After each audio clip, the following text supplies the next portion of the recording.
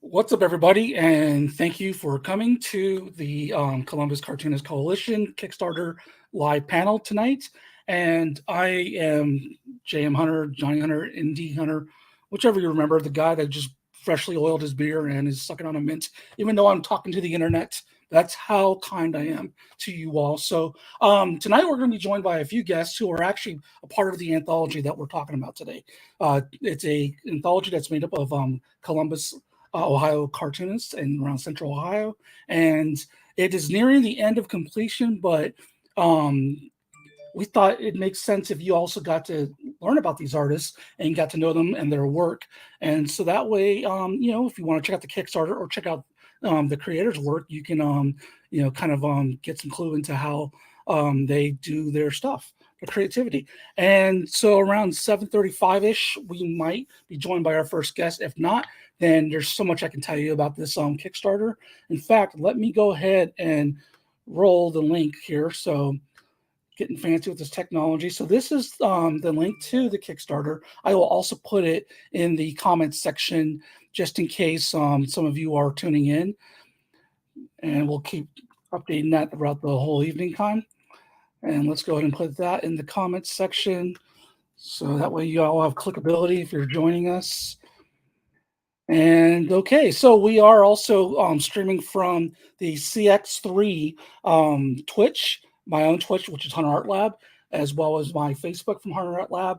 And I believe we are also on YouTube with Hunter Art Lab and with CX3 to be doing a play later on. But right now, if you want to check out the CX3 Twitch, that is simultaneously broadcasting this show right now. Okay, so again, let's talk about this Kickstarter that's happening.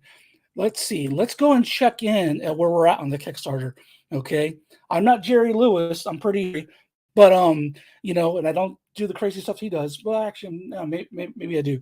But we're joined by one of our executive board and guests, fellow creator Ben. Hey Ben, how's it going? And let's see. Let's show his little. There we go. Right, nice and tidy. All right, so we are at $471. Okay, and our goal is to get to $1,199 to sum it up. Basically, don't ask me to count. 1,200. Okay, but 4 days ago to go ahead and pledge to this Kickstarter. It is an anthology, and if you know about anthologies, you know that you're going to get a grip of different artists and stories within this anthology. Okay, now this anthology is not just one type of random, hey, here's a bunch of stuff that we had left over from our blog and now we're putting it in here. No. This anthology and the concept of this anthology is actually made up of, I believe, 3 different projects that are stemmed from the area of artists and cartoonists who have come together and participated in these different group projects, in the display of community and the effort of coming together and just basically, finding fellow creatives and talking about process and just doing comics and stories and telling their stories, listening to each other, and telling stories about Columbus and other things. So we have a spectrum of different creators from all walks of life in this anthology. And with 3 different projects combined into this anthology, you're going to get 3 different thematic efforts, in one anthology. So you're going to have some structure here. There will be some structure. We're not just throwing you in the deep end here, okay? And then we're going to guide you through this thing. So let's talk about this. So I can go ahead and read the description, but I'm just going to paraphrase. There are over 100 comic artists in and around Central Ohio, that we want to share this work with, that they want to share their work with you. So the coalition group is made up of over 100 different Columbus creators. And if you know about Columbus, Ohio, you know that is one of the meccas of creative cartoonists and independent comics. So you can't walk around here in the surrounding areas in Central Ohio and throw a tiny little pebble, without hitting a cartoonist or a creator. Okay, it's impossible. It just is. So here's a sample of that. If you go ahead and pledge to this Kickstarter, again, I posted the URL inside the comments, and it's also on the ticker here. So you can just go ahead and type in that tiny URL if you're tuning in now. And let's see. Let's talk about more of the Kickstarter here. Okay, so we've got several people here that also have basically put their efforts into getting this Kickstarter going. Our fearless leader, Sydney Kitt, and then we have Kyle Wendell, who we'll be talking to later on. Ben, who's in the chat right now, has also man of many anthologies, I should say.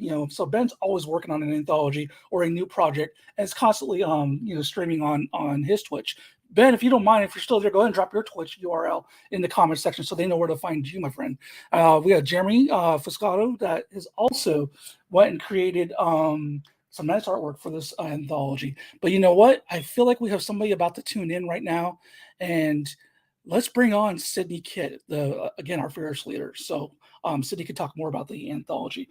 Okay, Sydney, about to add you to the stream. Ben has put his Twitch stream in there. I'll go ahead and put that live in a minute. And there we go. Hi, Sydney. Welcome. Hello. Hello. So your audio is coming in fine. I didn't bother to check and see if my audio is coming in fine. Can you all hear me? I can hear you perfectly fine. Or am I yelling like a wrestler, or my more subdued falsetto? I don't think you're yelling. Okay, cool. All right. So just trying to yell louder than my kids in this weird gremlin beeper I have in the background, smoke detector. But okay, Sydney. So yeah, I was telling them about the anthology, somewhat about the Kickstarter, but I think it might be better served coming from you. Again, one of the main people, not just behind this Kickstarter, but behind the group and coalition in general. Do you want to give us some background information? Yeah, so the Columbus Cartoon Coalition is a club that just started almost a year ago. I think November is our anniversary. So we started after Mitch and I went to CXC last year. And we both looked at each other and we went, all right. Because they were my professor at Ohio State, and I was going to be graduating that December, and I looked at them and I was like, listen, who's going to critique me once I'm out of school, And just having that sense of community with a bunch of people at CXC, it was such a euphoric feeling. It was such a euphoric feeling, and we just wanted to continue that. So we created the Discord, and through word of mouth, just trying to spread it to every creative that we could in Columbus. So that's how the group started. And then the anthology, as JM already mentioned, is based off of 3 projects. And we created these projects based on the title of the club. So the first project was just responding to the prompt of a typical day in Columbus. So people describe different things that they like to do in Columbus. So a lot of people love the book loft. So a lot of people talked about the book loft. I'm an avid hockey fan, so I described my day-to-day operations of going to a hockey game. One was hockey and House of Dragons, right? I mean, if I'm not mistaken, that's your go-to. Leave me alone time. I'm watching hockey, and then I'm going to go watch some dragons, right? Yeah, that was my day on Sunday. Okay, so immediately left the game and went to go watch House of Dragons. All right. So see, like affectionately called nerd geek culture, enthusiasts, fantasy enthusiasts. It's in our blood. It's in we love all genres, and we tell stories about several different genres. So yeah, please continue. Oh yeah. But yes, so then project 2 was responding to the prompt, what got you into comics? We got to see a range of backgrounds from people. So one person was describing their huge manga collection, right? Manga, not manga, or however. Was describing their huge collection that they had that they unfortunately sold off at one point because they felt the societal pressures of, I can't have these, they'll look not cool or something, and how they regret doing that. Another was talking about, having a different feeling when it comes to comics is that you have that connection with the artist. You have that, you have that emotional connection. You know what they're trying to tell you, and how that influenced their work. So it's really cool to see all the different backgrounds and see what influenced people to get to where they are now. And then the third one was coalitions. So we had one artist in our group created a script for us. It was pretty much just a script, no description on the setting or placement or anything, literally just a script. We had a design for the characters so that the design stayed consistent throughout the story, but the artists were allowed to pick parts of the script that they wanted to draw. So we had the script. Artist said, hey, I want to draw these 2 lines, or I want to draw these 4 lines. So that's really cool to see because we have a wide range of styles. So it's funny because my page is right before Kyle's, and it's just, I'm glad that that's how the operation went. That's how the order went.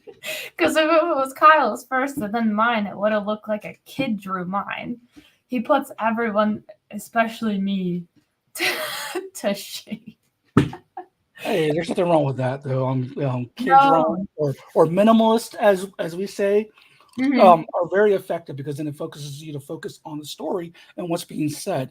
So it gives you a chance to rest your eyes. As someone advised me earlier today in regards to my own artwork, was that hey, everything you do is like in your face bold. And so I'm like, oh, you're right. So I was like, okay, let me go try some things now. So I might be doing some coloring kid book style here soon. So you're not going to be alone. You're going to have company. Don't worry about it. Welcome to the. Oh, you know what? So we were at 430 something and then 470 something, and we are at 601, $601. I was about to ask you all if we could in the next 15 minutes get us to 500, but forget 500. We blew 600. We're at 601. So if you all believe in independent comics, believe in storytelling, believe in creative people, and you want something better in this world besides Fox News, please see if you can get us to 700 in the next 15 minutes. Okay, so share the links. Share the link. It's a tiny www.tinyurl.com/CX3/2022. I almost didn't get that in time before the ticker went off the thing. But so we have a ticker on it. We put it in the comment section. But please, by all means, go ahead and see if we can break that 600. We got 4 days ago, and this is worth it. How many pages is this thing, Sydney? Total is going to be 40 pages. 40 pages. So 40 pages. And let's look at the different reward tiers. I think that's actually worth talking about, don't you think? Oh, yeah. Okay, so let me see if I can get my little tab over there. If you're quicker than me, by all means. Oh, okay, here we go. So, Sydney, do you want to break down the reward tiers, or do you want me to go and blab about it? You can go ahead and blab about it. Okay, I was talking to a chair. I didn't notice that. Okay, so check this out. First reward tier, copy of the anthology. Get a copy reserved in your name early, all right? Now, this is not a digital copy, right? This is the actual physical print copy. Am I wrong? Yep, physical. $10, 40-page printed copy. Now, I don't blame other Kickstarters for this. I'm just pointing out, other examples, and there's nothing wrong with this. But a lot of other Kickstarters and crowdfunding, you might get the digital version or PDF version, which is fine, for the $10 tier. This is actually the physical print copy, reserving your name early, and so that's just the first tier. Moving on, we have the copy of the anthology plus a donation for $15. Basically, you reserve the copy, get the printed copy, as I said before, okay, but you're also funding the coalition and the club. And the coalition and club has ambitious goals. We have ambitious goals, okay? Besides just creating comics, we're not just sitting there creating comics and staring at our navels wondering what's next, everybody. We are about what we say. When we say it's about community and a coalition, Sydney, if we could just sidestep a little bit and talk about what some of these goals are when it comes to coalition and what we like to do and why donations are so important to an effort like what we're trying to do. Of course. So part of what we want to do as a club is to not only have networking available to all of the comic and cartoonists in Columbus, but to also support all of the art in Columbus. Sorry, I just got distracted by the comments. I'm not used to that.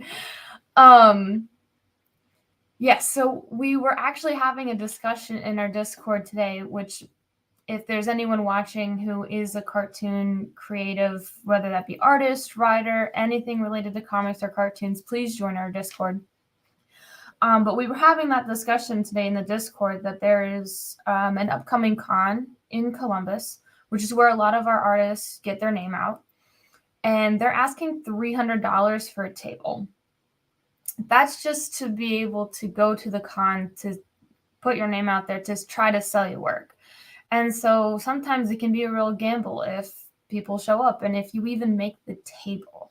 So it's really unfortunate that artists, have to pay that much and then sometimes might not even make that back in profits.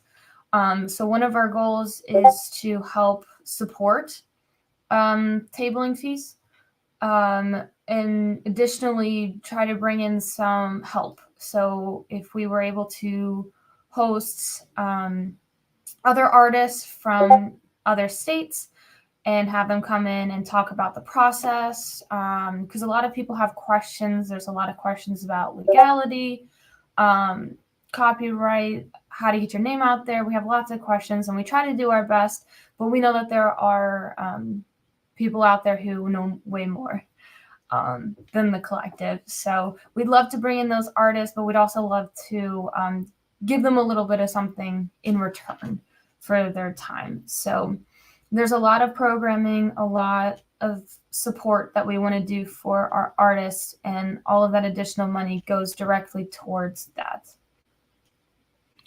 In addition, if I can add, being one of the members of the executive board, some of the other goals we have are comic readings, involving the local comic book retailers and buildings and artist spaces or spaces that are even not artist spaces, but are friendly to artists that want engagement, that would love for us to have like an open mic where we do some comic readings, or with the local vendoring opportunities, like with even with the art district, going there and sharing a tent at an art fair, or even at a different type of vendor fair with all the fall type of stuff coming up. And then what we do is we share the wealth, we share that space.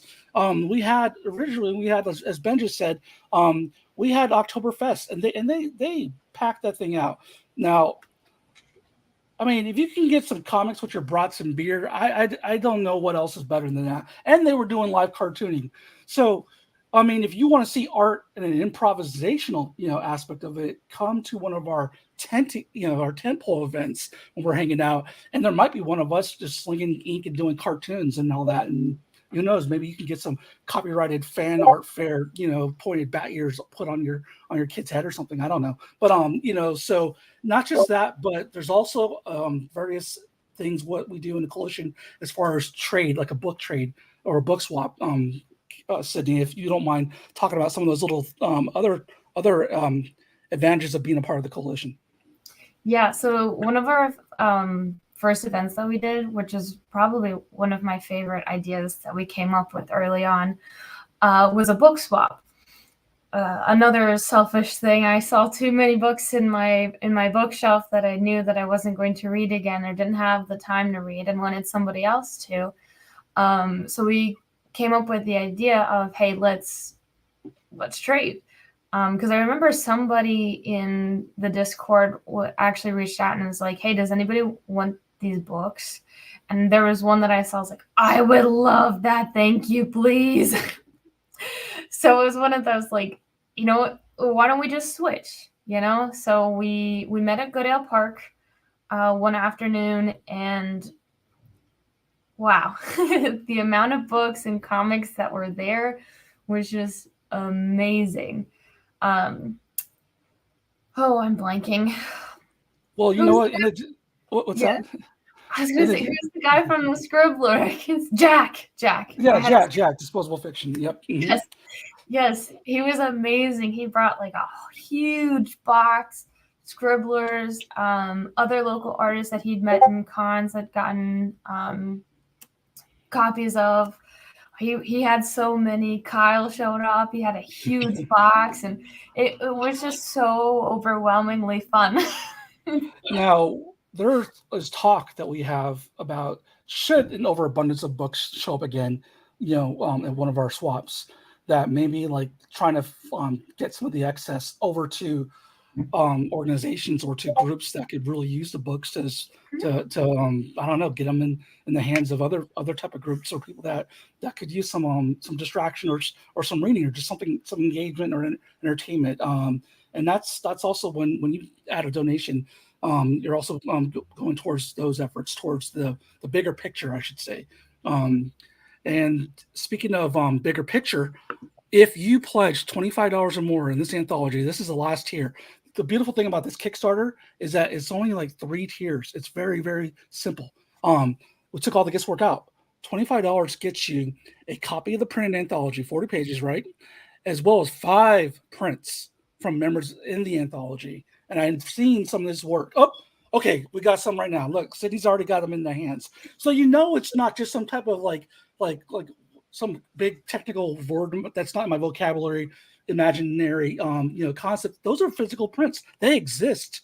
All right, they exist. I was going to say I was watching behind the scenes process and production work on them from Jeremy and other people, but no, they're already in Sydney's hands. So it exists. So once again, let me check this amount one more time in the next minute. I'm gonna check it all night. We're still at 601. What happened? 752. Come on, let's get to 650. 650. All right, 650, and I won't ask you any more in the next minute. So, Sydney, yes, talk to me about some. Let's get real for a second. Let's talk about some of the pros and challenges of putting together an anthology, because you're dealing with a lot of creative people, not just a lot of people. Anyone that's ever worked with groups or a group project, that one person, it's usually me, but I mean, but a group of creatives, that's a lot of energies, like kind of mingling together. So let's start with let's do what they do in school when they go and sit there and say, hey, we're going to tell this parent about your child's behavior, but we're going to start with a positive and then a negative, and then we'll end on a positive. Let's go that style. So tell me a positive about working in an anthology. A positive about working on the anthologies is getting to see everyone's different styles. Everyone not only has a different drawing style, but a different coloring style, a different texturing style. And it's so cool to see, because some people work traditionally, some people work digitally. And when it comes to working digitally, people have different brushes, different programs. So it's exciting to see how all of these different things come together to create a cohesive story, like in the anthology. And now a challenge. Let's put you on the hot spot. What was a challenge that you did not foresee? Now, keep in mind, everyone out in the audience will be like, "Oh, I knew that when I saw that one coming a mile away." Because most everyone that's ever done an anthology has probably made these mistakes already. I know I made plenty when I did them. So, what's a challenge that you did not see coming? I don't know.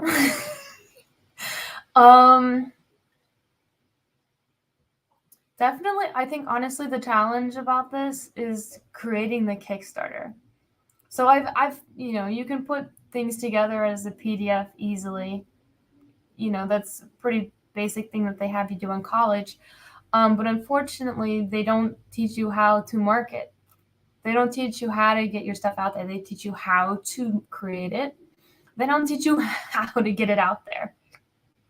So this was my first Kickstarter, like putting it together, and it was a challenge. It was interesting. There's a lot of like questions, behind the scene questions that I'm like frantically texting our exec chat, like, what do I do? What's my name again? You always remember your first Kickstarter. That is, I did mine in 2017 November, and they had a thing called commission. So I got lucky because it was a certain context, which was a smaller version of Kickstarter that you would do in November. And I think they took that away, and that's how I was able to kind of like, okay, let me see how this works. You kind of just jumped into the deep end, but the good thing about having a coalition and having a group of collective is to rely on other people's experiences and their expertise. And I know we had some people like Ben, who I mentioned before, that had a lot of experience with Kickstarters. I think Kelsey also has experience with crowdfunding and things like that. So yeah. So but you know what? It's a good looking Kickstarter. I love the fact that even though taking this on, it's made up of a whole lot of creatives that have been a part of a lot of Kickstarters that have experience with Kickstarters. So that most of us in Columbus have backed, I don't know how many Kickstarters of other people, because there's always a grip of Kickstarters going on from Columbus creators. And I've lost count of how many I've backed from the local people alone. So we've got a little bit of a, so what we have here is we're joined by a couple more guests. Blake is standing by. We also have Emily standing by. So we'll go ahead and leave the positive of working on this anthology for another interview. In fact, let's leave that for post wrap up, when this is all said and done, and we do another interview. When maybe when we're a little more wiser. We'll come back and circle around back to that. But right now, what I'd like to do is I'll go ahead and bring on another person who is a part of one of these artists in Kickstarter, and that is Blake. Blake Mathias, I believe. So, yeah. Hey, how's it going? Let me on. Sorry, I was a little late. I had to come over to a friend's place and stream. You're on artist time. We understand how that works. So, Blake, we also have Emily standing by at the top of the hour. So what we'll do is go ahead and just talk with you a little bit about your experience in joining the Kickstarter. If you want to talk a little bit about your story or your work in general, and then we'll go from there. And then yeah. So go ahead, have at it. Well, I was just gonna leave. So. Oh well, let's say goodbye to our fierce leader. Thank you, Cindy, for joining me. And then we'll have Blake. Nice to see you, Blake. Have fun. Thank you, everyone, for watching and supporting. Thank you so much. Thank you. Okay, Blake. So right now it's you and I. And what was your introduction to the Kickstarter, to join the Kickstarter? Well, first I just joined. I met somebody else in the Discord server, and then they were like, "Hey, you're a local comic artist? Yeah. Why aren't you in the server?" I don't know. So I hopped in the server, and I found that there was some interesting little collaborative efforts and stuff going on, and I thought, yeah, I want to go into this, and it was fun. It was really, really interesting working with a lot of different people in a collaborative way. I hadn't really done that before. I'm personally very new to the comic scene in a lot of ways, and the opportunity to work in something like this I'm very, very grateful for it. It's really eye-opening seeing a lot of the different ways that how it works behind the scenes is a lot different than what I would think from just seeing the finished product. But as for the Kickstarter with this, mind's blank, with this collaborative effort thing, I really liked when I was reading the little script for this. First off, that was the first time I read a comic script that was properly formatted and stuff, other than just bullet points. And so I was immediately like, oh, hey, that's cool. But aside from that, going and seeing how it was properly written and seeing just how fun it was. It's a very fun little story for the part of the collaboration that I'm in. It's just a little fun little story that I loved. Yeah, well, you know what? As we couldn't do it without you all. I mean, you're showing your appreciation for being part of the collective and part of the Kickstarter. But this doesn't work. This anthology, this whole Team Comics, this whole community doesn't work without each other. And that's what some people forget, at times. And I think it's really nice that, part of the appeal of joining the coalition as well as working on projects like this, especially with people that maybe comics wasn't their main background, but they've always liked them or engaged with them some way, but they're still creative. And that goes to say that comics are truly for everyone. Even in the creative capacity, you can create comics. You don't have to have the 30, 60 years of experience or knowledge. You don't have to have a knowledge dump of comic trivia or know who's who to create a story and tell a story. There's no gatekeeping. There is gatekeeping, but there shouldn't be gatekeeping. All right. So an anthology is a great way to get your experience started and to kind of like strengthen numbers and see what everyone else is doing and just to pick the brains of people, around you. So what was it like, when you were in the forum and kind of looking at other people do their stuff too? And you're like, oh, we're all doing this, and you're like looking over your shoulder, theoretically. So I remember the first little stream I hopped on. I believe you were on it as well, and I was immediately like just the scene from Prince of Egypt where you're playing with the big boys. I'm just like, oh, these people know what they're doing. Oh, okay, they're not just some guy who picked up a pencil and started drawing a bunch. Oh no! Oh no! Allegedly, we know what we're doing. But I think I worry some people sometimes. But yeah. All right, cool. So Blake, I put some of your social medias in the comment section. Where would you like people to mostly if they want to see your work, where do you want them to go? To your website, your Instagram, anywhere else? I would say my Twitter is where I'm more regular with updates and stuff. Okay. That's with regular just updates in general. Mhm. Like not always. I won't always post a picture on the Twitter, but I'll post Yeah. messages and stuff, and I'll link to things and I'll share things. Okay. But then, yeah, Instagram and my website for my comic, those are the main ones that I try to let people know about. All right, cool. And what's next for you? Now that you've gotten this out of the way, what are you working on now?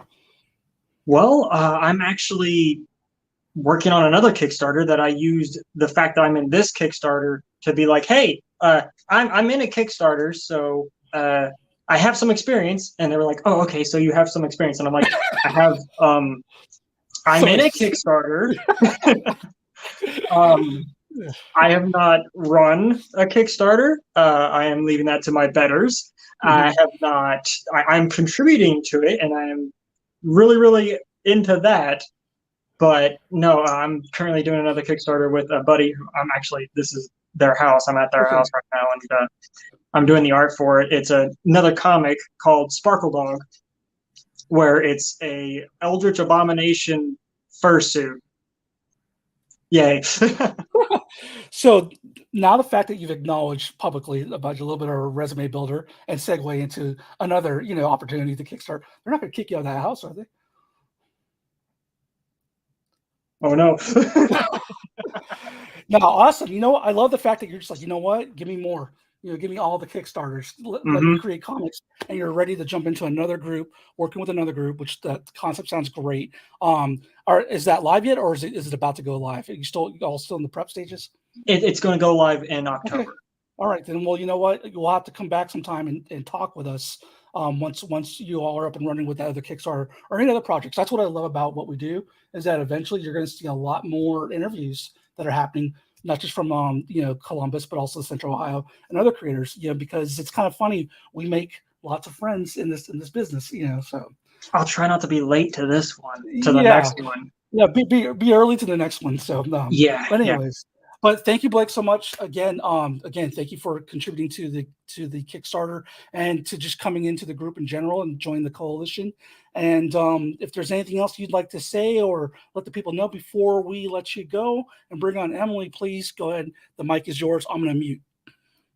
The only thing I have to say is that I'm really looking forward to this Kickstarter's completion myself.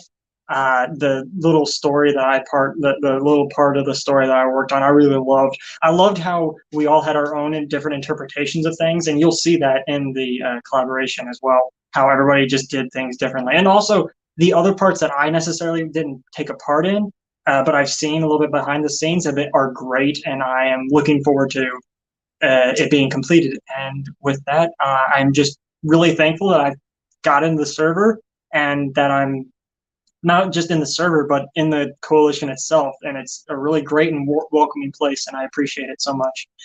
So with that, I think I'm going to Blue scooter, All right. weekend Well, too. tell your friend that I'm jealous of their collection and the way they have their stuff presented in the background. I can't get my shelves like that yet.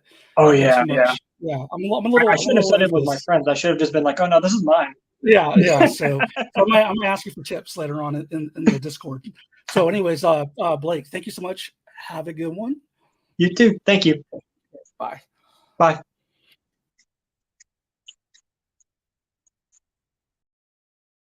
Okay, so awesome. We had Sydney, our director. We had Blake, one of the contributors to the Kickstarter. And as you all saw, the Kickstarter bumped up a little bit. Let's see where it's at now.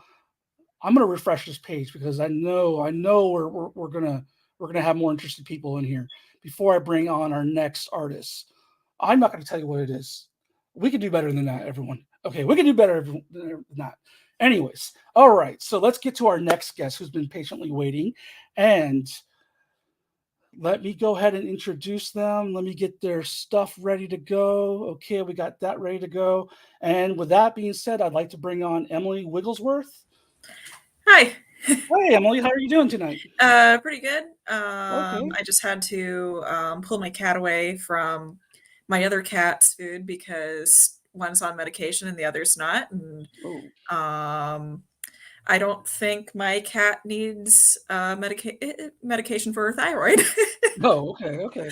So it wasn't the food they were going after; it was the meds then. Oh, it was soft food. She's a Oh, pig. gotcha. Consume all. Yeah, I have a husky, so I can relate. So, like, I'm not going to tell you what I'm looking at on the left, side here on the floor from what they just did right now, as far as but it's their world. We're all just living in it, Yeah.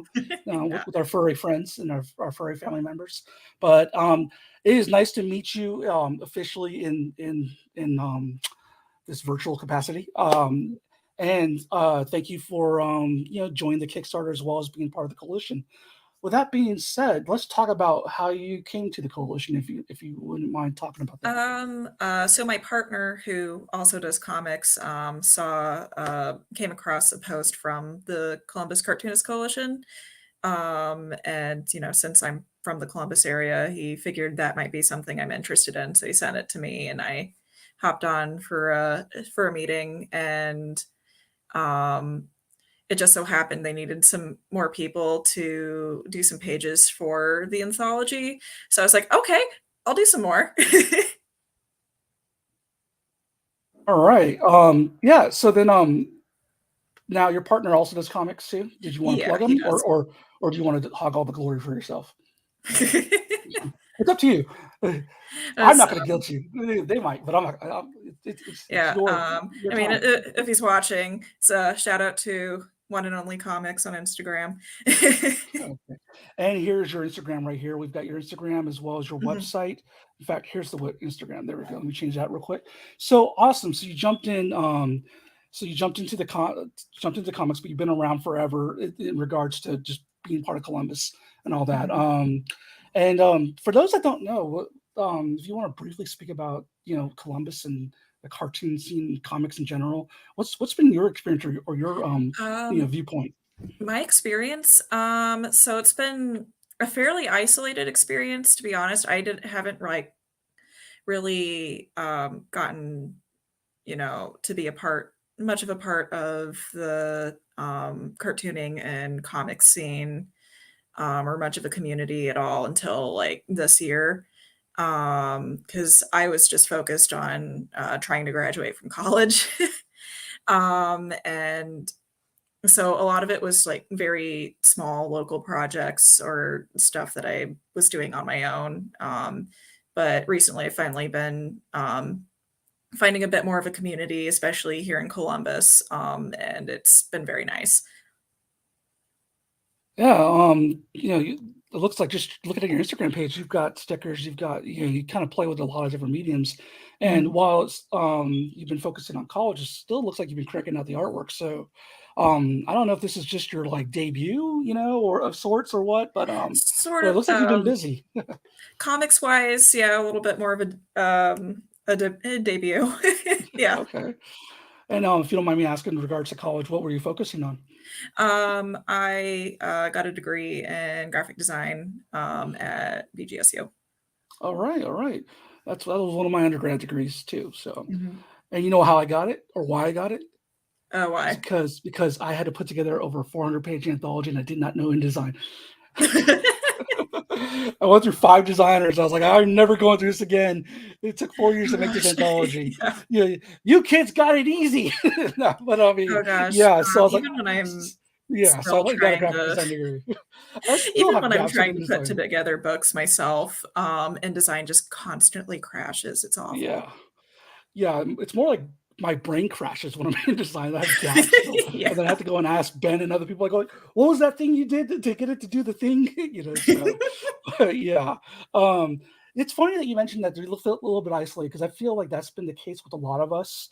And then what I really like is that the coalition, coming with the coalition is a lot is been having people on a regular basis, kind of meet up or Mhm. just engage, and then gives the opportunity that when we even do like our own external comic cons, or if we do a different show, even if we didn't intend to, we end up running into each other. And then, Mhm. in fact, at that last Fanboys show, the whole alley was practically CX3 people. It was just weird how that worked out. Like Jack Yeah. was there, Raw was there, I was there. So it was just kind of funny how that worked out. But again, I've said that Columbus is plentiful when it comes to cartoonists and creators. It's just getting them out of their little side pocket universes, to Yeah. converge. This is the difficult part, So yeah, the coalition is definitely something that I was happy to be a part of, even though I worked for a year. So enough about what I did. In regards to let me see if is Sydney back or is Sydney just on okay, yeah. So okay, got it. Uh yeah, just leaving me a note. Okay. Help me, guide the ship. Keeping me on track. What's your favorite medium to work in? My favorite medium, probably watercolor and ink. I've been forcing myself to do digital lately just so I know how to do it, but it's like pulling teeth for me, to be honest. I feel like I'm 12 years old learning how to draw all over again whenever I try to draw digitally.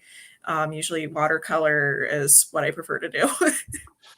So it's funny that you said that because watercolor is very intimidating to me, Mhm. Um, and then it's also funny that you mentioned, the as far as going to digital. Like for digital, when I first got onto it, it was like ice skating with that stylus or Apple Pencil. It's just Yeah. like gliding everywhere, and you just feel like you're in a cartoon, sliding from one side of the ice to the other side of the ice. So I was like, I had this thought last week. I'm like, you know what? I can't do watercolor that well, but I want a watercolor look. So I know what I'll do. I'll download these brushes and I'll go into Procreate and I'm gonna try digital watercolors. So I got there and it was just as hard as regular watercolor. Oh gosh, I find digital watercolor even harder than regular watercolor because Actually, you're right. Yeah. at least with regular watercolor, you can kind of like feel the hmm texture of the paper hmm and you can kind of like guess what's going to happen just hmm based off of how the brush feels on the paper. Yes, most definitely. Yeah. Yeah. It cannot be substituted when it comes to the tactile, possibilities of watercolor and just knowing how things are going to mix and just the textures and all that though. So yeah, in regards to your submission to the Kickstarter, to the anthology, did you go with watercolor or did you kind of stick with ink? What was your approach? I stuck with more of a digital approach for the anthology, just because, again, it's a skill that I'm trying to develop, and I'm not going to develop that skill if I don't do it. So Ben's asking if you have any samples that we could see in regards to Oh, I'll put a link. I'll put the link to the Instagram again. But yeah, if you want to, yeah, I do have some work samples on my website. let me see. How do you share? Now I get to look. Oh, here we go. You want me to go ahead and share your screen? Yeah. Let's see. Is it sharing my screen or your screen? Now I get to get exposed. I'm not sure whose screen's being shared right now. Nope. It looks like it wants to share mine. So, Okay. so like Ben's probably like, God, Hunter, I could have done this. So, yeah. Okay. Well, you know what? Is it on your Instagram? Yeah, I do also have quite a bit of my work on my Instagram. Okay. Let me go ahead and share my screen and then maybe show your Instagram off. How's that sound? Mhm. Okay. And if you have any links, you can more than welcome to go ahead and. Yeah. Okay, so no, the Chrome tab. This one. Oh, I just exposed myself to all these Chromes. Yeah, I am a mess. I apologize. So. No, it's okay. Okay. All right, I think I got it. Okay, look at Oh, check it out yep. now. Check it out. Okay, so I'm trying to make sure that let's go. So, anyways, we have we have the QR code for this, CX3, the anthology, and look at this work. Some of this rendering that's more around this area right here, in the more realistic. Is that your watercolor? Yeah. So the one furthest to the left is an oil painting. That's also oil a medium painting. that I Okay. like to do a lot. Denied. Okay. But the two right next to it, those are Mhm. both watercolor and ink. Nice. And these stickers right here are pretty fire. Here's the design. Thanks. So yeah, that's cool. Is that some of your digital work turned into merch? Yeah, that is. I actually traced over some more of my physical work. It was done entirely just with a micron pen, but I decided to add some color to it to turn it into a sticker. I'm not gonna lie. I glanced at this and I thought this was a painting of the Last Supper. It's funny. Someone from another group that I'm in online, he actually drew a bunch of us as the Last Supper. Nice. Oh, Ben's actually got instructions for us. He says that if you click on share, and then it'll prompt me to let you share it. So Okay. let me go ahead and stop sharing it. Ben, you heard your next assignment one day. You have to do like the convention group as the Last Supper. We need a CX3 version of that. So, okay, let me see here. Is there any prompts yet? Okay. Share screen.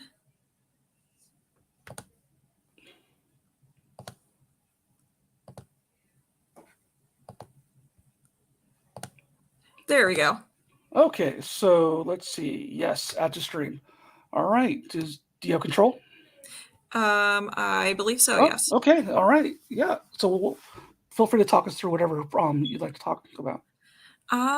Okay. So I do have a couple of my finished illustrations up here. Hold on, if it'll let me. Okay, why won't let me? Yeah, it won't let me click on it to make it larger. So I guess that's how we're looking at it. And then I also have some more of my watercolor work that was also on the Instagram down here. I have a bit of a love for vampires and vampire media. Right now I'm actually working on developing a vampire comic strip. I don't really have anything I can share on my screen about it. A lot of it's just thumbnails and pen sketches. But some of my older work I have here. I have a few pages from an older comic that I did called Sad Squatch, which is about a depressed Sasquatch. It was Aren't they kind all? of an awful office job. He has a crush on a barista, but it turns out she's engaged, so that's not really going to happen. So he's just kind of he's not feeling good. This is genius, by the way, and I want this. Does this exist in print yet? Yeah, it does exist in Okay. print in another anthology. It's The Leftovers Volume 2. It's by the same people who do Zomic Book, which is spelled XOMIKBU with an umlaut and then K. I don't even know what umlaut is, so I mean, Oh, it's 2 dots above a U. Oh, okay. I tried to use one in my pen name. Yeah, someone had to tell me how to do it on the keyboard. I've already forgotten. It's already gone. Yeah, but I'm into this though. This was written by Jordan Kirian, who's Okay. also a local writer and artist who's from the same town I'm from, and I illustrated it for him. Nice. Yeah, I would love to see more of this, or even if it comes into its own, like, Ashcan edition, where it's like 1 or 2 panels. This would be great. Maybe we should put you in contact with the Lone Crow printing group, or some of our local printing friends. that are doing a lot of our stuff for CXC actually coming up. Oh, nice. Yes. Okay. So this is great. And what do we have on the left? Is that? So this is one of my another one for another anthology. This one is actually where the fish comes from, so you can see him right here. Mhm. And so this one's for Zomic Book Volume 2. And to be honest, I was feeling a little lazy when I decided to just do everything in pen. I didn't want to do color. I was working on a thesis at the same time. Yeah. And this one's actually based off of the first D&D campaign I ever DM'd. And also played. I kept saying, I want to play D&D. I was in high school at the time, so my friends told me, well, you keep suggesting it, you're going to be the DM. And I'm kind of a doormat, so it went very, very poorly. So you offered no resistance. No resistance. Okay, I just kind of let my players walk all over me. I'm a hack and slash person. Like, I'm gonna go beat that person up, and then the DM usually slaps me down, and my character gets killed. I'm the first to go all the time. So yeah. Okay. So that's interesting. D&D. Yeah. I've got my little books and starter kits right here. The boxes. The problem was that before I got these, I couldn't read the print. So yeah, it's been a while since I played. So anyways, yeah, I love the colors too, especially on the sad. Is it sad Sasquatch or sad squatch? Yeah, sad squatch. Yeah, I'm gonna mess it up forever. I apologize, but the concept alone is just great. I would love to see more of that. And I think that's the kind of like quirky or just type of stuff I definitely enjoy. That I wish I was clever to create. So in regards to your Kickstarter contribution, you actually went digital after we just got done, like sliding it. Yeah. Should I stop sharing? Oh yeah. Are you getting nervous? No, I'm kidding. Okay, so let's go ahead and okay, we're back to normal. All right, folks. We're back to normal, and let's see. Let me see if I have any more instructions I'm supposed to do. Okay, no. Oh, we're good. Yeah. So okay, you've got this Kickstarter story done. You've already done several other anthologies that you've got work in, and also they've had some successful Kickstarters, from what Ben was saying in the comment section. What is next for you? What do you have coming up? Oh goodness, what's next for me? Right now, I do have some other small anthologies that I've been invited to do. So me being me, I'm like, yeah, I'm going to take on a dozen projects at once. And I do also have some of my own projects that I'm doing on my own. So like I was talking about before, I have a comic strip that I'm working on about a vampire that works at Waffle House. Although it's not called Waffle House because of copyright, I'm calling it Pancake Castle. Oh man, that sounds interesting. Not only is me and my family fans of Waffle House, but just a vampire in a diner situation is ready to go. That I'm here for it. So, and the thing about saying no to anthologies, I have the same problem. I can't say no to them, and it's getting me in trouble. Like I'm surprised Ben isn't yelling in the comments right now. But yeah, especially around Ohio, it's like everyone's doing an anthology, and it's so hard to say no. And I'm like, you know what? I don't know if I could do this anymore. But I love anthologies. It's how I got my start as well. Early in comics, I was like, oh, let's just team up and do anthologies. And then you get excited because you're like, oh, I'm first publisher. Then you find your mini comic, you do your first mini comic, and then you get excited again. And then there's a web comic, maybe if you're more savvy than I am, But yeah, anthology is just sometimes the theme is too alluring. It's too like captivating to say no to because it's just a perfect theme.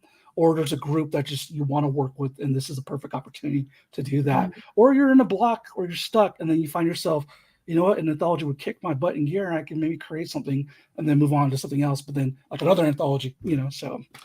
But yeah. So what's the appeal of anthologies? Why do you do so many? I don't know. I guess I'm just I really like the collaborative aspect of art and comics. I mean, it can be like something that you just isolate yourself and do on your own. But I think It's more of the community and getting to work on various projects with different people is very fun to me. And I tend to find myself growing the most as an artist when I work with others rather than individually. Yeah. Do you find yourself being really ambitious? Because I find that not to make this about me, apologies in advance, but I find that when I do anthologies, I want to always reinvent the wheel, or there's some technique or something I saw that I wanted to try, and this is the perfect time to do it, which is actually not the perfect time to do it. But yeah. Whenever I'm writing a script, my initial page count, it's just too big. Yeah, like this is so I'm like, oh yeah, I'm gonna do like 10, 15 pages, and then I'm like, oh no, that's too much. Yeah, it's always funny because the first few ideas of anthologies is like this could be its own series, and so I have to kind of like push it off to the side, and then next thing I know, the queue is like huge of all these cast-offs of stories, and then it's just like, okay, let's just get to the finish line of this anthology. So you get fuel from working with anthologies, and you've got a great concept that you're talking about. What format are you thinking about this vampire in the Waffle House? So I was thinking of doing more of a scrolling format webcomic for it. Okay.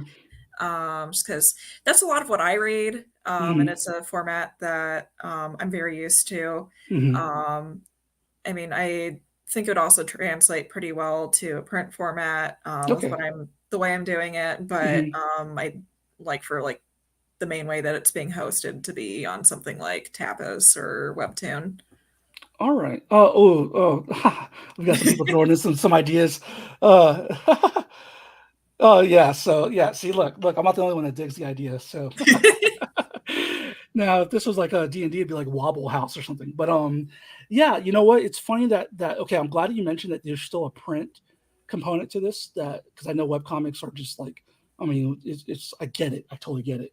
And we could have a whole nother virtual chat with a whole panel about web comics and print comics and some of that, which I'd love to do one day, or Ben or somebody moderate. But the fact that you're already thinking about also making this exist in print is something that I'm very happy to hear, because I definitely want that tactile component. I don't know if it'll appear in the form of a diner menu or something, or just a nice square bound. Oh, that's a fun idea. There you go. Or you can do little prints for merch with the diner, the characters. Oh gosh, I should have thought of that. Hey, it's yours. This is what I do. I can come up with ideas, and I have too many that I can't do. I bottleneck, and so, all right. Yeah, by all means, I would love to see that in development. So, yeah, awesome. So I love this. Are you going to catch? Speaking of vampires, has the new Interview of the Vampire hit yet? Oh, the new Interview with the Vampire? I'm not sure. I haven't really been keeping up with it. Okay, I need to check that out, because I'm a big Anne Rice fan. So yeah, I'm a big fan of the original movie. yeah, the original. Well, I was around back in my day when the original was talked about coming out. And there was we're lucky we didn't have the internet as big back then, because everyone hated the idea of Tom Cruise as Lestat. Oh my gosh. It was that's like, okay, this is without the internet, and it was pined upon like can you imagine if it was today? Mission Impossible guy's Lestat. It's one of the few movies with Tom Cruise in it that I actually like. Same here. When I finally watched it, I was like, oh my God. Yeah. Tom Cruise can act. He was killing it, right? Okay, this is how I have proof. I have the VHS tape. If anyone has a VCR, and Anne Rice has an interview where she assures the audience it's going to be okay because Tom Cruise is in it. Oh, I need to see that. Yeah, I have to find the YouTube, but yeah, that happened. Anne Rice at first was like, "Oh, what?" and then she saw it and got scenes, and she goes, "Oh, okay, this is actually not bad," and so it was fine. It's one of my favorite movies of all time. So, but I'm hoping that eventually the adaptation of your Vampire in the Waffle House or Pancake Castle happens, and not because one of my favorite movies are adaptations. So I can't wait to see that. When you get that up and running, please come back and talk to us. Let's really do a feature or something on that. With that being said, we're almost nearing the time. Thank you for being patient, by the way, when you're waiting with our scheduling stuff. But what do you want people to know about your work or what you do? And let's talk about where they can find you. Oh goodness, what do I want people to know about my work? Yeah, or you, or your cats. I mean, or if you have a Or cat. slipper collection, I don't care. So I guess the stories I like to make tend to be smaller scale, more personal stories that are a little bit more grounded. I mean, even if they have vampires, they're still kind of grounded in reality a little bit. But if you want to find my work, you can find me on Instagram at Emily_Wigglesworth. Wigglesworth is spelled how it sounds. And then on the more professional side of things, my portfolio website is emilywigglesworth.com. I think I had that right here. Let me put that in there. You tell me if I'm wrong or not. See if my web foo is working today. All right. Okay. Is this where you want them to go to? Yep. Okay. I think I'm like, no, you got it wrong. But yeah, I'm excited to check out your graphic design work as well because Thank you. Especially that background pattern that you're doing, because I'm all about that right now. I'm trying to get some out. Like I'm trying to learn all these things that everyone's doing. I'm like, because it's like another sandbox to play in, and it looks too fun to not do. But thank you so much. Thank you for sharing that. You've got some great concepts that you've worked on, and you've got some good stuff coming out. I know I'm excited to see it. And again, thank you for being a part of the coalition, and thank you for contributing to the Kickstarter. Everyone, go to those links. Check out Emily's work.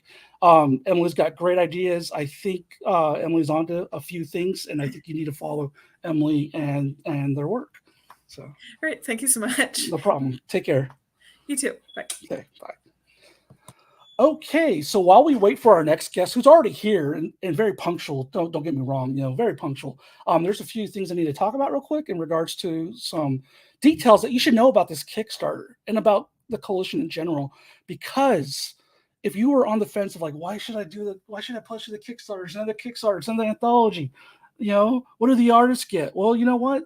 The thing about the Kickstarter and the coalition's goals are, if we can get $150 more pledge to this Kickstarter, it is going to increase the page rate for the artists who have contributed their work to this Kickstarter. You're not just helping the Kickstarter and the anthology meet its goal for like print or whatnot. You're literally helping each and every individual artist that is a part of this effort. So their page rate increases if we hit the $150 mark, and so that breaks down to their page rate. And you know what? The more I think that happens, the more that you support indie comics, the more indie comics get to be made, and the more these creators get to create indie comics. So at the end of the day, it ends up coming back around and serving you too. So please go ahead and pledge if you haven't. If you're on the fence, we got 4 more days to go. Don't be that Johnny come lately. That is my first name, but and I'm usually late. But I was like the second person to pledge on this thing. I don't know if I was the second, but I was pretty quick. So I jumped in right away, and I'm not even in the book. Okay. So I'm just a cheerleader here. All right. With that being said, let's get to our next and final guest for this evening.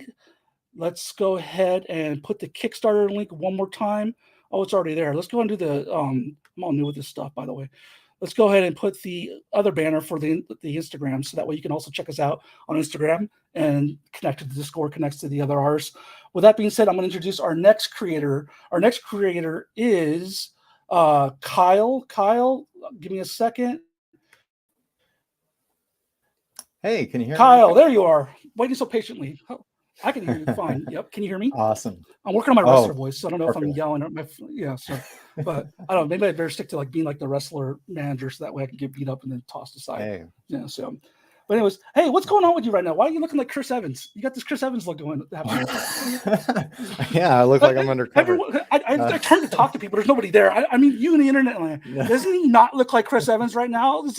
You got to bring that star power to this Kickstarter. Then, so we saved the best for last. We brought Chris Evans here, everybody, to pledge for this Kickstarter, to get you to pledge for this Kickstarter. Captain America in the house. I feel like I should do an impression, but I don't even know where to start with that. I can do this all day. There we go. All right. I can do. Yeah, just don't do the Twitter impression. That got him in trouble. So, but anyway, so welcome. Thank you so much. Thank you. Thanks for having me. Let's go ahead and get your socials up here. Actually, do you mind if I put your link tree? Because that's Oh, that sends that's them, perfect. that sends them to everything. Yeah, Yeah. I started making it, Proficiency. and I just thought I'll just put everything, and now hopefully it's not too Jeez. much. I'm But taking notes. I'm taking notes. Look at this. Look at this. This is how you link tree, y'all. You want to talk about the branches? This is like one of those Lord of the Ring trees in there, you know? All right. There we go. So yeah. Uh thank you. Kyle just recently had some activity on the Instagram, right? You were doing some Instagram live and showing some behind the scenes and everything. How'd that go? Actually, that was I think that might have been Ethan. Ethan did an Instagram. This is actually my very first live stream, period. Okay. So if I seem particularly antsy or nervous, that's because I'm not used to talking to people on camera in front of other people. So, but Captain America's not used to talking on camera in front of other people, well, everybody. you know, So it's all about actions, not words. so yeah. So he's put down his shield and come and we're the first, actual live stream and in person is doing. So we are worthy, so But we're worthy. We're worthy. Yeah, but yeah, Ethan actually, he's another member of the Discord who he's Yes. actually in the anthology as well, and he does a live stream. Oh, Ethan, is it every Tuesday? Maybe every Monday That's or right, Tuesday. Ethan. Yeah. So But anyway, he does a great job with that. Mhm. And I did tune in. I try to tune in when I can, but no, this is my first live stream, so That's right. I've been taking notes. This has been great.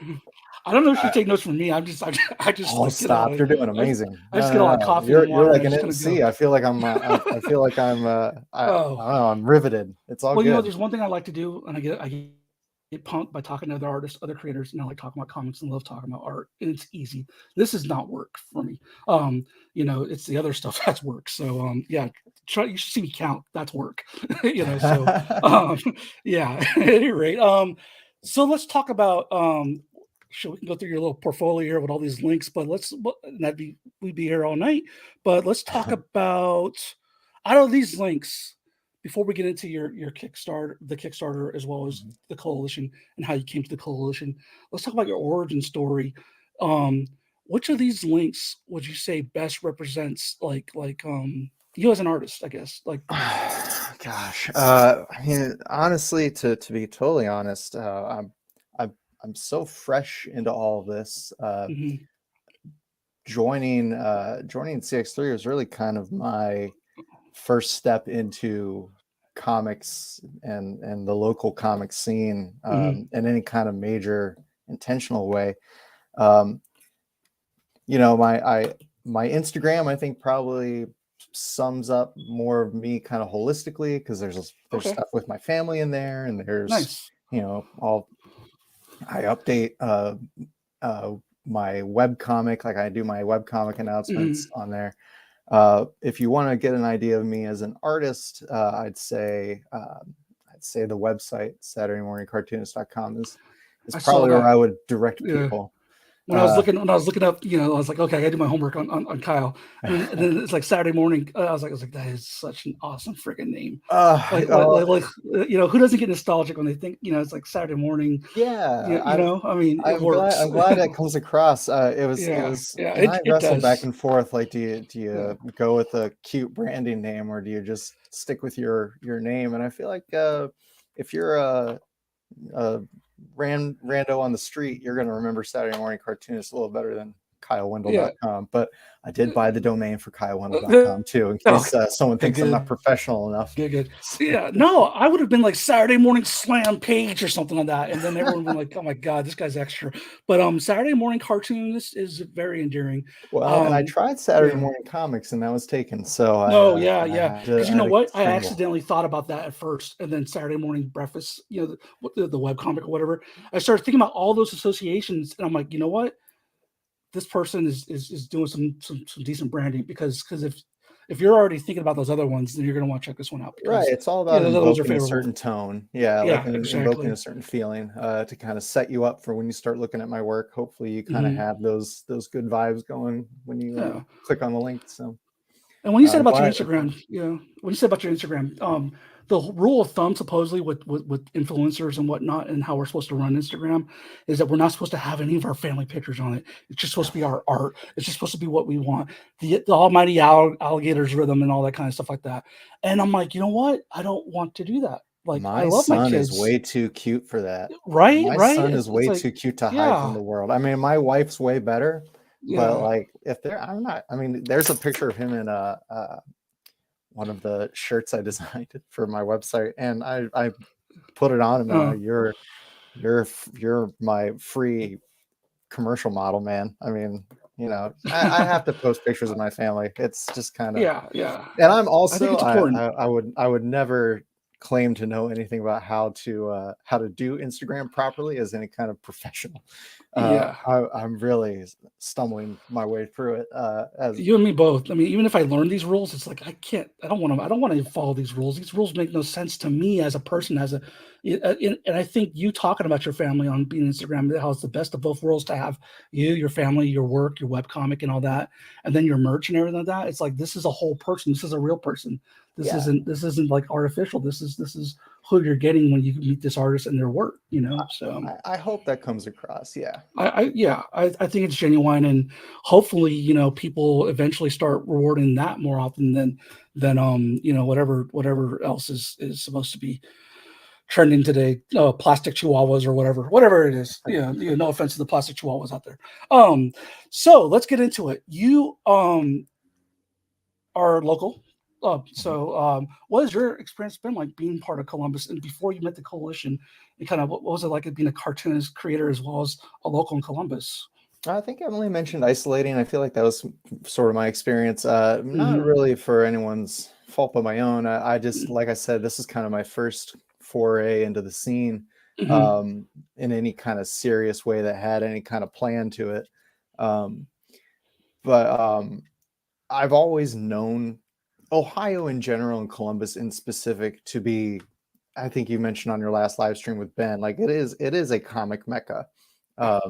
In fact, one of the just to tie into the anthology bit, one of the things that I made for the anthology for the second project about what got me into comics, one of the things that I've always loved about comics and its connection to Columbus is the rich history of creators that come from Ohio and Columbus in specific that made a major impact on the art form. I mean, Mhm. there's you can't talk about comics history without mentioning people from Ohio and even especially in the independent scene. You know, you can't talk about comics without talking about Jeff Smith or Paul Pope or those Yeah. guys who have roots in this town. But yeah, I've been local my whole life. I'm from kind of the northeastern suburbs, like the Westerville, New Albany area is kind of where I grew Okay. up. And went to Ohio State for English and psychology, which I don't use. But I mean, what I do find beneficial from that experience, in part, there's a lot I really took from that experience, but learning about things like the Billy Ireland Museum and having that, Mhm. you know, I walked by it every day and on campus, and Mhm. having like the Wexner Center for the Arts and all that stuff so close by.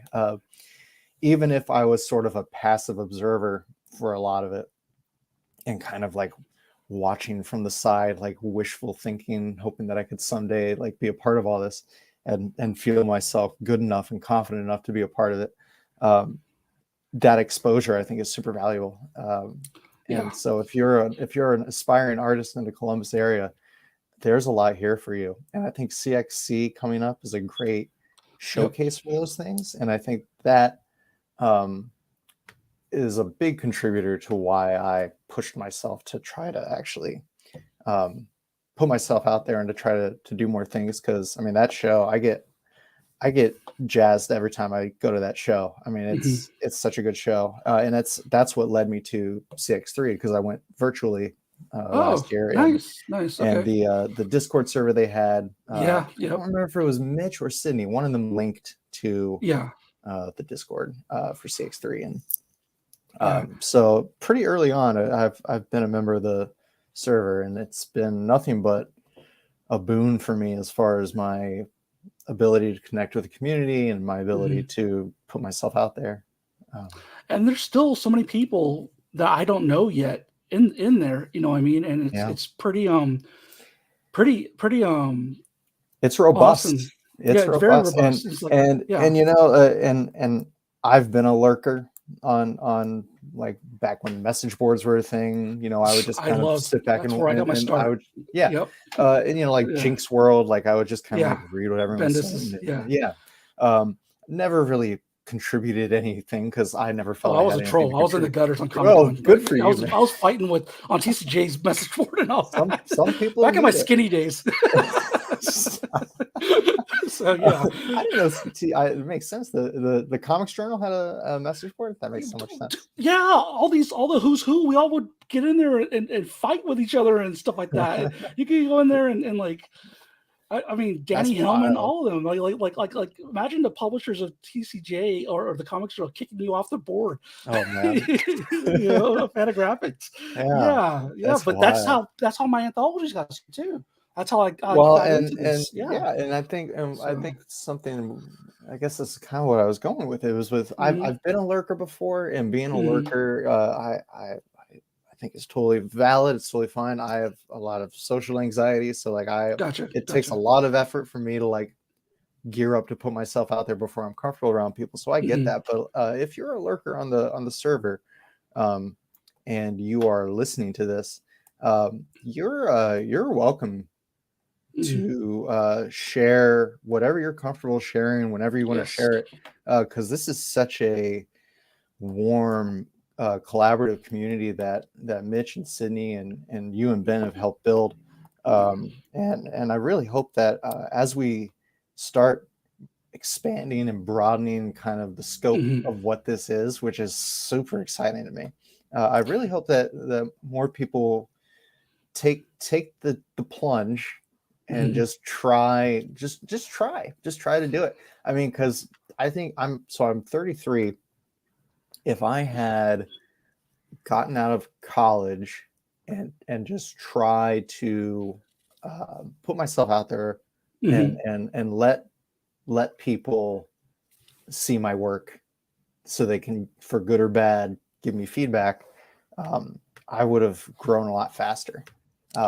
And I don't know. I'm looking at your designs, your character designs. I gotta not to interrupt, sorry, but and I'm like, damn, these are good. I appreciate you saying that, because man, but you know, I learn all the time, and I learn every day, and lately it became the server. Thank you. Well, you being quiet, I think maybe you being lurking and just being quiet and not getting into scuffles like I did.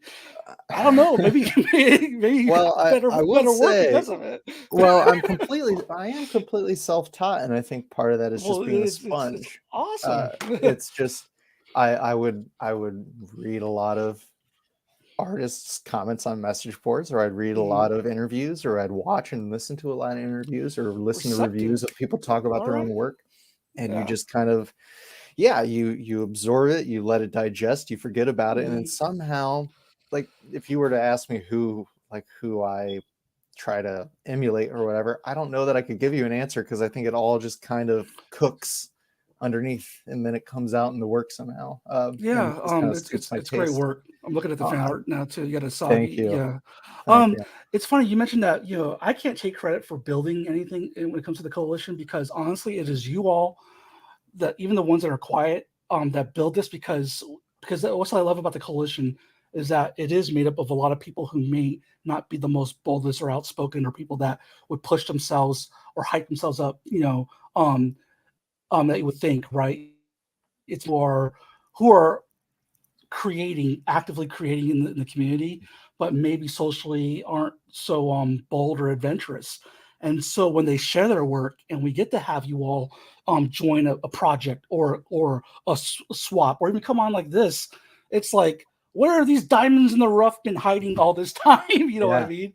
So it's like rubbing the genie with the lamp, and a lot of stuff comes out. So the coalition truly, I think, is built by the people you mentioned, as far as Sydney, Mitch, and Ben's Ben's hustle is pretty impressive, but honestly, it doesn't work without you all. And honestly, like even those that may not be as outspoken, it really does work when you all put your work out there, or just hit a like or a heart on somebody else's artwork that they shared in the server. You know, even if you quietly support somebody else, and you know, it still makes people feel present, and it's still a welcoming thing. And I feel like I don't think ego is the default or root of the coalition, you know, in a sense. I think it's more truly about community and building, and just having like a team up, just like, let's just do comics and let's support each other. And that's what I love about it. That's what why I finally just kind of said, oh, okay, you know what, what can I do to help? So yeah. Oh, that's great. Well, and I love what you guys have done since you stepped up, and kind of what you guys have talked about doing, and it's just going to be a blast. So Ben's writing an essay here. Let's see. I'm messing with Ben. Ben's recovering right now, so the critiques are great. Yeah. So so there's not stripping down when it comes to the critiques. Usually the feedback is decently it's respectful. I can say that, you know what I mean? Yeah, I've been to some other places where I was like, oh, I didn't ask for that, you know. Yeah. Well, I think that's one of the things that, because like I said, I've never been to art school. I've never done any kind of formal training, so I've never had the experience of a critique, at least in an academic setting. So I don't know if this is the norm. It sounds like it's kind of hit or miss, but one of the things that's kind of established up front with CX3 is that when you put something up for feedback, kind of be not, you don't have to be specific, but at least have an idea of kind of what sort of feedback you're looking for. Like, do you have questions about composition? Do you have questions about color palette? Do you have questions about anatomy, like things like that? The anatomy questions are great because it helps me, because I just listen in and kind of try to put it in the back of my brain for later. But it really fosters a creatively, positively constructive environment, which I need, and I think we can all benefit from. So thanks everyone who is a part of the server. I'm glad we have you, and I look forward to getting to know more of you. Yeah. So what's your give us a little bit of origin story in regards to how you came to the anthology, to being a part of the Kickstarter. Yeah. So when I joined the server, my one of the first things that really happened to me was I saw I promise this connects. I saw the submission request for the Columbus Scribbler, and I submitted, and I got my first published page from taking a leap and trying something that was posted in the server, and I actually got something out of it. I got like positive reward for it. So I kind of make it my goal to participate as much as I can in this group, in part to help out Sydney and Mitch, who've been so amazing, but also just to kind of be a team player, to push myself creatively, and frankly, like the prompts were fun to do. I'm not in the Columbus area proper. Like I said, I live kind of in the suburban areas. Right now I'm in like the Whitehall, Reynoldsburg area. But my experience with Columbus proper has always been dates with my wife. So I just got to revisit dates with my wife for the prompt, and no one else really did it that way. And everyone else kind of did it in their own unique way. And it made it really, really fun and really cool to see what everyone came up with. And so when Project 2 came around, I mean, I had to do it, especially that prompt, the prompt of I could monopolize the rest of this entire live stream just talking about what got me into comics and why I like comics. Sounds like a memoir. Give me sounds like a memoir in the making. Yeah, there we go. Yeah, there are more projects for me to do. All right. But to try to compress it into 4 panels, though, was such a challenge. Self-editing. That's not easy. And when I get going, I get super long-winded anyway, so it's it's honestly a good exercise to self-edit and to try to compress your billions of ideas into 4 concise images. That's one of the cool things about comics is you can tell that prompt in a memoir that's 200 pages long, or you could do it in 4 panels, 3 panels if you're really good. I don't know how you would do it, but you could probably do it in 1 panel. But it's the synthesis and everything. Yeah. And you know, like, so to go back to your question, I wanted to participate for a lot of reasons, but most importantly because I had fun. Nice. And when I found out that we were doing the 3rd project based off a script that someone else wrote, Cam wrote this super fun script, and I'd never worked off of another writer, and I wanted to try it, and I loved the challenge. And I'm sure you're like this too. Anytime a work is completed, that you feel like you stretched yourself or you accomplished something you've never done before, or you see other people's work in tandem with yours. I mean, it just feeds you. There's a bit of a dump too, adrenaline dump. And then it's like I just want to veg for the next couple of days, but then it builds back up. The meter builds back up, and then before you know, you're like, "Oh, I'm back in." Dang, I'm running into that problem with a webcomic too. Oh, really? But how? Go ahead. No, I was just gonna. It's a long time to sustain that adrenaline. A long time to sustain that energy. Speaking of challenges, things like that, are you a fan of October drawing challenges, things of that nature? Oh man, I want to do all of them so badly, but I'm so afraid that if I try to do them, I will get no other work done. So, but I am aware. Have you checked out ours? I was just gonna say the way you guys, the way that this one is structured, I think is like, thank you. Yes. This is attainable. I can do 6. Everyone had that in mind when we were coming up with this little, like we were like nitpicking to the point where like, because we knew we didn't want this to be like, hey, let's everyone go crazy doing this thing that no one's going to be able to complete, because if you look at the Discord, you could see everyone's always working on something, or everyone's working on like some things, so many multiple things, right? Yes. So yeah, we were very cognizant of that. No, I love that. The structure was I was like, let's do like more of a weekly thing.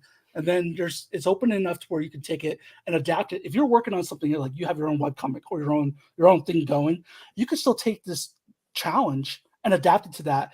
And then boom, you completed another week's worth of content. Super true. Yes. You know what I mean? So that's double dip a little bit. I don't just double dip. I double dip, recycle it, and then like bring it back up, and then take it out of the freezer, and then I don't know, change the expiration date on it, and make it new again.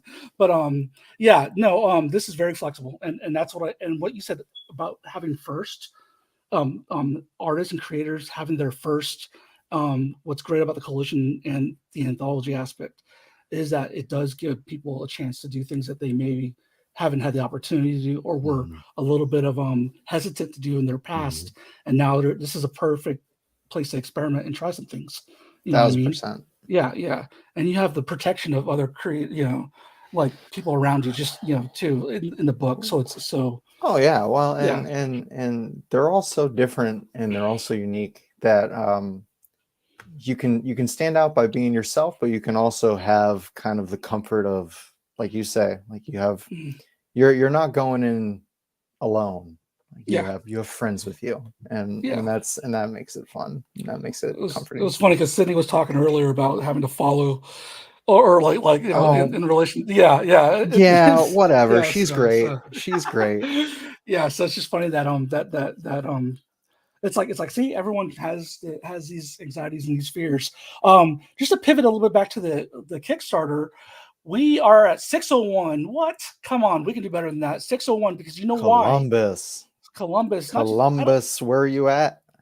Does it have to be Columbus? Nah. If you've heard the of world, Columbus, where are you? Yes, the world. Support if you're in the States, creators. Support your creators. This is a great anthology. In fact, I don't care if it's from a particular city. I like anthologies that are regional as well, because then I get to know about that climate, that control, that area. And then it's almost like a map into another universe. You know what I mean? Yeah. Ben's got the URL ready for me. Thank you. But I do need to mention, everyone that's listening, And if you've already pledged, and even if you share, that goes a long way. Usually how these things work, unless they change when it comes to crowdfunding, even if you're doing like, hey, I just want to donate a few bucks, I don't need the book, although this book is very affordable if you saw the tier.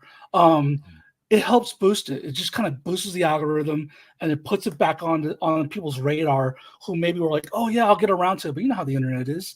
So even if you just are sharing this within your social media, sharing it amongst friends, I don't care if they're in Columbus or outside of Columbus, you're getting a handful of good stories. But if you get it to $750, the page rate for these artists goes up. If you get it to $1,000, the page rate for these artists goes up. They're going to get paid. Not to mention the fact that, you know what, we want their work to get seen. So please share it. If you haven't shared it, but you've pledged, please go ahead and shout from the rooftops safely, responsibly, that, about this Kickstarter. So, and the turnaround for the book, let's talk about like, well, how long is this going to take to get, as Ben says, the turnaround is going to be quick. They're going to try and get them printed before CXC. So CXC is like next week or the week after. So, 2 weeks. 2 weeks? Oh, good, because I was worrying. I thought it was next.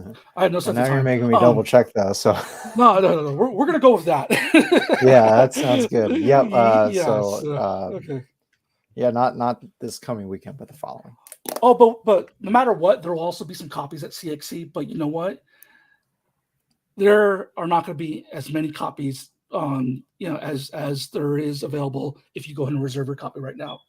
So don't be like, I'll wait for trade. I'll wait for this show. It's like, no, because you can't wait for the show. You got to do it now. This is about putting that energy out into the universe and making sure that this helps Superman fly around the world a few times and turn back time and save us all. So please pledge. Yeah. So what do you have? Like, do you have, even if it's something you're currently working on or a long-term project, what are you doing? What are you working on?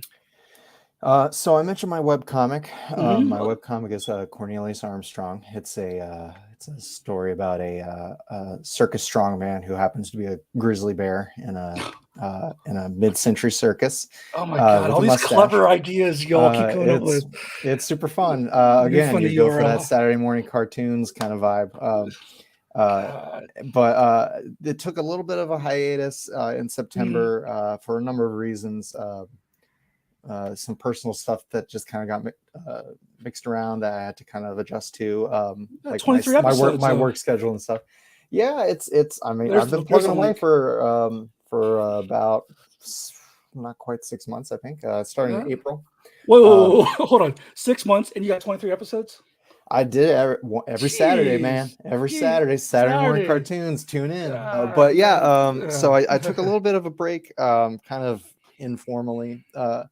But while I was taking a break, I designed and printed through Lone Crow Printing, which I believe I heard you talk about them on your live stream with Ben, and they did a beautiful print job on my very first printed comic. Nice. That I'll have at CXC at the CX3 table.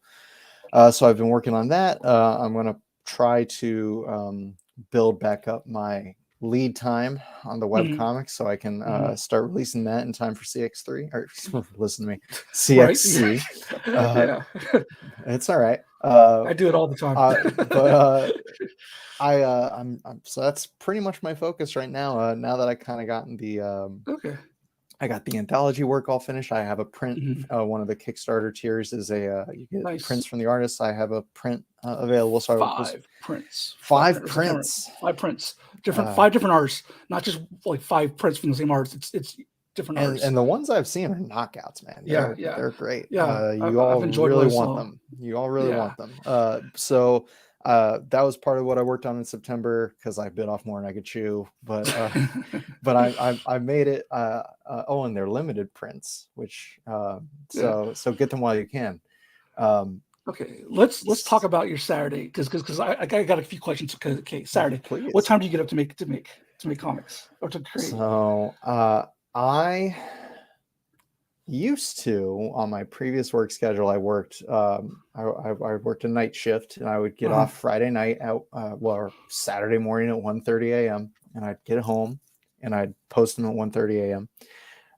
Now I've switched to weekend shifts so I could be with my son during the week.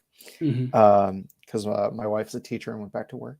My so wife's a we're teacher also. kinda, Yeah. what does she teach?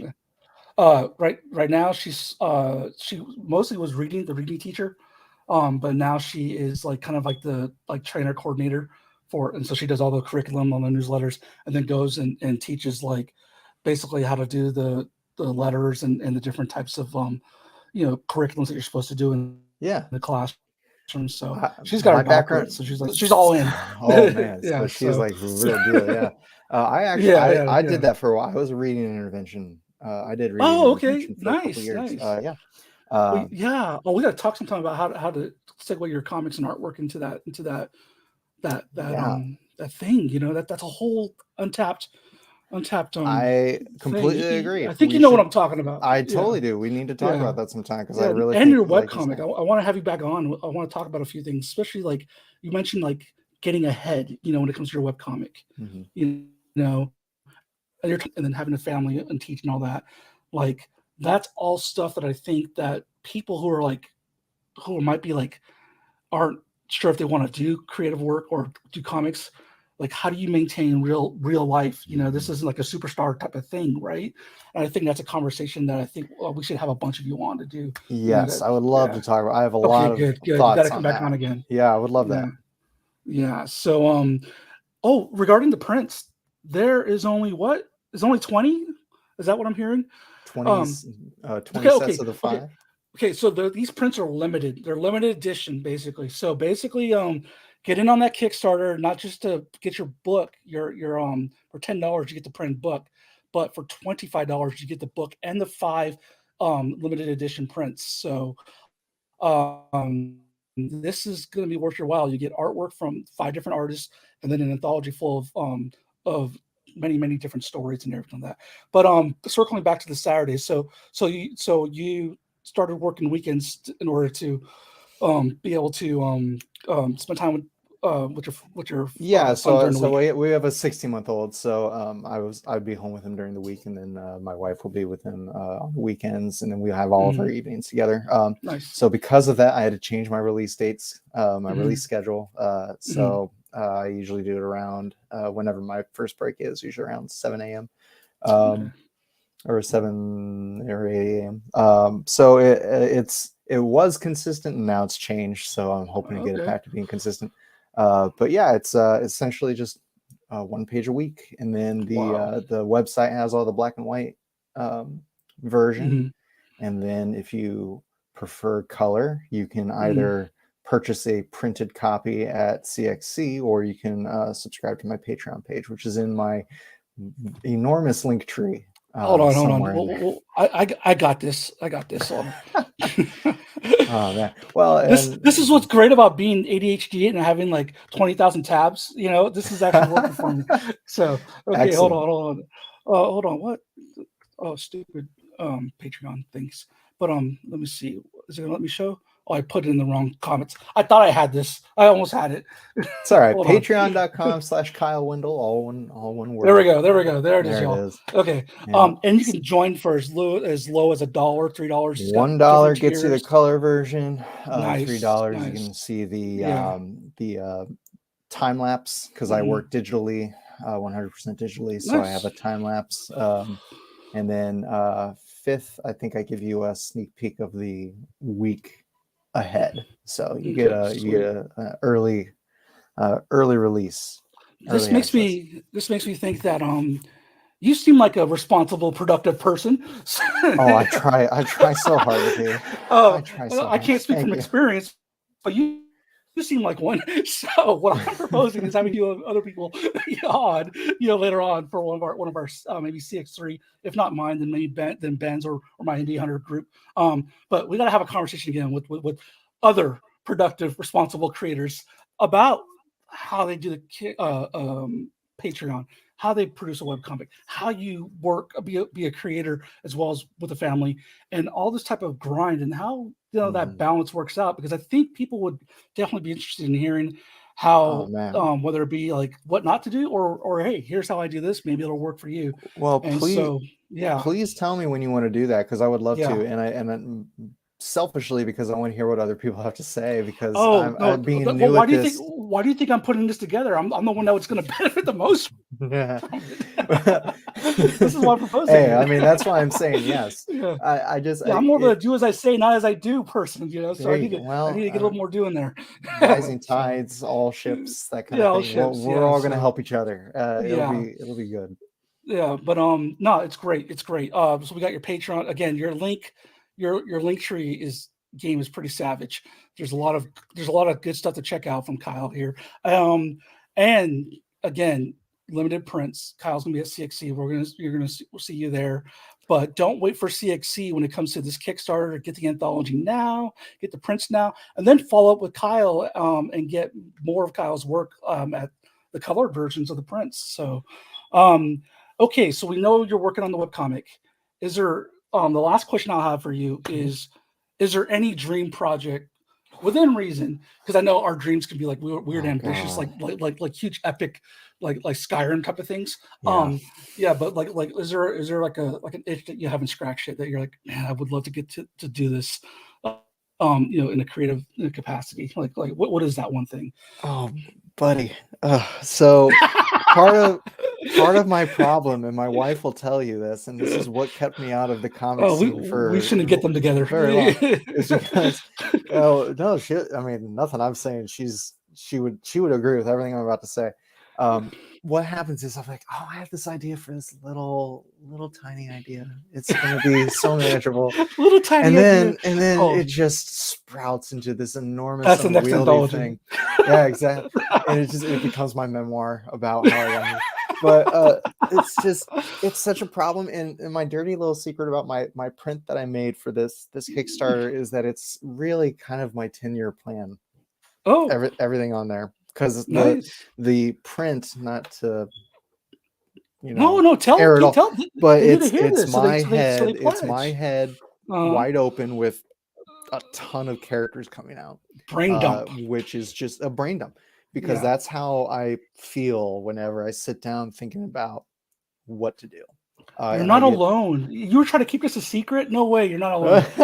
Well, that's the perfect poster. That's the poster child for every one of us. I feel it's such a real feeling of just like, and you just get this panic that you're never gonna do it all, and like, what do you do next? And like, the anxiety will you pick the thing that will hold your attention and interest long enough for you to actually finish this one? To finish it, like, make it like you gotta, and that's.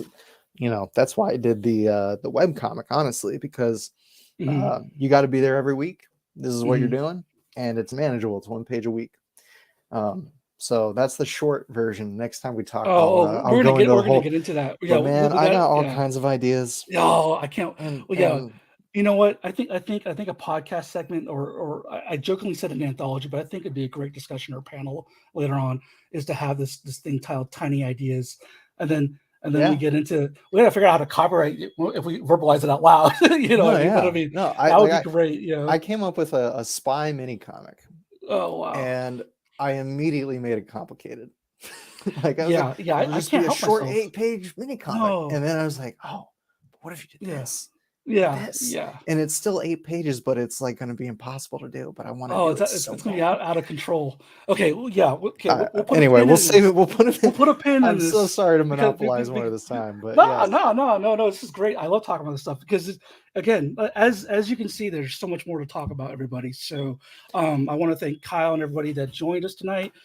Thank you for having me, be able to speak with you all about this. It's very exciting.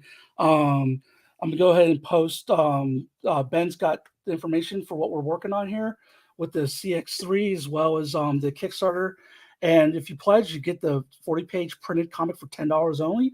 $15 is the book, as well as a little bit of contribution to the coalition that helps us, get other things happening and table at events. And then $25 gets you 5 exclusive prints, including the brain dump, revealed by Kyle here. as well as the anthology itself. So yes, definitely try and get in on this while you can. There's only 4 days left to go.